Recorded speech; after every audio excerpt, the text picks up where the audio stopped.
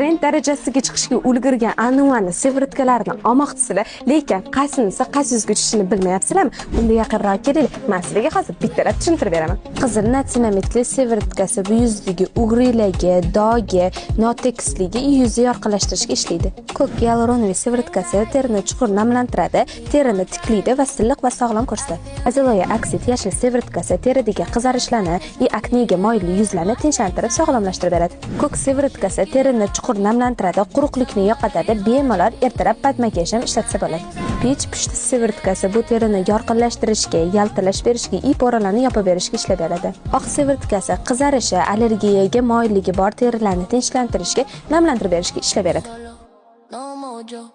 Trend darajasiga chiqishga ulgurgan anuvani sevirtkalarni olmoqchisizlar, lekin qaysinisi qaysi yuzga tushishini bilmayapsizlarmi? Unda yaqinroq keling, men sizlarga hozir bittalab tushuntirib beraman. Qizil natsinamitli sevirtkasi bu yuzdagi o'g'rilarga, dog'ga, notekisligi yuzni yorqinlashtirishga ishlaydi. Ko'k gialuronoviy sevirtkasi terini chuqur namlantiradi, terini tiklaydi va silliq va sog'lom ko'rsatadi. Aziloya oksid yashil sevirtkasi teridagi qizarishlarni va aknega moyilli yuzlarni tinchlantirib, sog'lomlashtirib beradi. Ko'k sevirtkasi terini chuqur namlantiradi, quruqlikni yo'qotadi, bemalol ertalab pad makiyaj ham ishlatsa bo'ladi. Pech pushti sevirtkasi bu terini yorqinlashtirishga, yaltirash berishga, ip o'ralarni yopib berishga ishlab beradi. Oq sevirtkasi qizarishi, allergiyaga moyilligi bor terilarni tinchlantirishga, namlantirib berishga